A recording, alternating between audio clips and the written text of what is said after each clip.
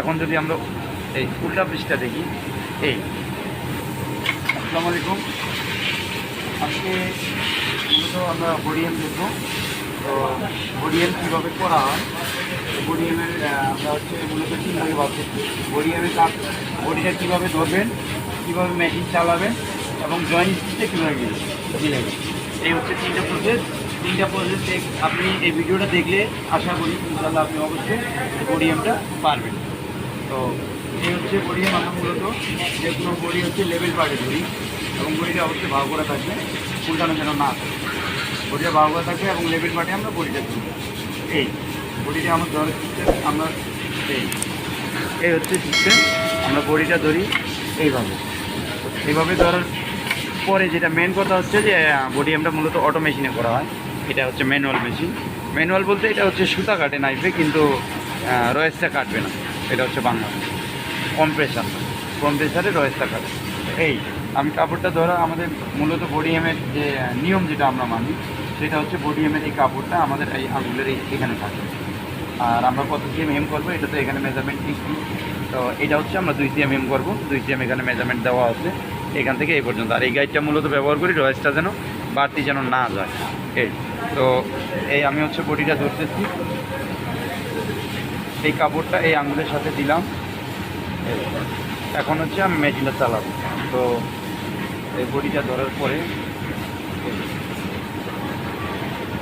এই হচ্ছে হেম। এখন কিন্তু বডিএম করতেছি। তো এই করা অবস্থায় এখন যদি আমরা এই উল্টা পৃষ্ঠা দেখি, এই কাপড়টা কিন্তু আমার আঙুলের সাথে আছে।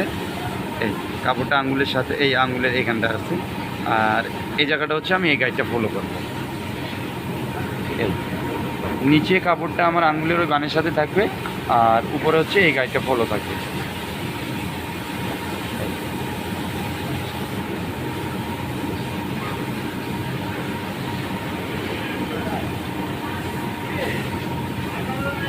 আপনারা যদি মনে করেন যে হচ্ছে ভিডিওটা আপনার বারবারই দেখানো হচ্ছে, এটা বারবার মূলত এটা আপনাদের কাজটা বোঝার জন্য দেখানো হচ্ছে বারবার।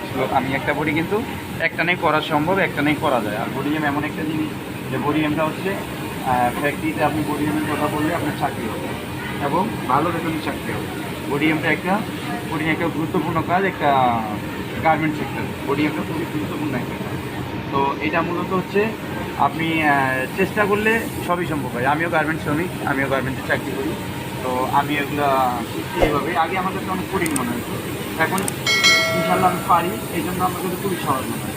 এই যে যদি আমরা এই বডিটা দেখি, এই বডিটা করার পরে ফিনিশ হচ্ছে এই আমার বডিএমের রিকোয়ারমেন্ট থাকে আপনার হচ্ছে 1 মিলি রয়েস এখানে চলে। 1 মিলির বেশি যদি রয়েস থাকে তবে সেটা ওয়ালটা ধরা হয়। আর 1 মিলি রয়েস মানে এখানে যেটা আছে এটা আপনার চলবে, এই রয়েসটা গার্মেন্টসের চলে। এর থেকে বেশি হলে সেটা চলে না। তো এটা আমি এই জন্যই আজকে দিনে দেখাইলাম যে আপনারা যখন কাজটা করবেন তখন যেন এই ভিডিওটা দেখলে আপনি যেন চেষ্টা করলে যেন করতে পারেন। তো এখন হচ্ছে বডিএমটা শেষ। বডিএম শেষ হওয়ার পরে এখন যেটা মেন, এটা হচ্ছে আপনার এই জয়েন্ট স্টিচটা। এই জয়েন্ট স্টিচ এমের মেইন একটা ওয়ালটার, এই জয়েন্ট স্টিচটা আপনার মিলাই দিতে হবে। জয়েন্ট স্টিচটা মিলানের একটা টেকনিক আছে, সেটা হলো আপনি যখন প্রথমে ধরার পরে আমরা যখন শেষে এসে বললাম এই। আর এটা শর্ত হচ্ছে আপনি এই চেলির ভিতরে থাকতে হবে। চেলি থেকে 1 সিএম এদিকে আসা যায়, এর বেশি আসা যায় না, আসলে চলে না। এই জিনিসটা যদি খেয়াল করি, দেখেন আমি জয়েন্টটা কী সুন্দরভাবে মিলছে, জয়েন্টটা অনেক সুন্দরভাবে মিলছে। তো ধন্যবাদ। আজকের এই ভিডিওটা এই পর্যন্তই। আজকে আমি দেখালাম আপনার হচ্ছে বডিএম কীভাবে করতে হয়। আর মূলত বডিএমের ক্রিটিক্যাল পয়েন্ট যেটা ছিল জয়েন্ট স্টিচ এবং ফ্যাব্রিক ধরা। আমি ফ্যাব্রিকটা ধরানো দেখানোর পরে আপনি ভাবতে পারেন যে হলো বডিএমটা আমরা কীভাবে ধরছি। এই যদি দেখেন আপনি বডিএমের ফিনিশিংটা রয়েসটা খুবই সুন্দর আসছে। আপনি এইভাবে মেন শর্ত আপনি হেমের ফ্যাব্রিক্সটা আপনি আঙুলের সাথে থাকবে, উপরে আপনার এই গাইডটার সাথে ফলো থাকবে। এভাবে যদি থাকে আপনি নিশ্চয়ই বডিএম করতে পারবেন। 2-3 দিন ট্রাই করলে আপনি বডিএম করতে পারবেন। তো এতক্ষণ ভিডিওটা দেখার জন্য ধন্যবাদ। আশা করি আমাদের পরিবারের সদস্য হবেন।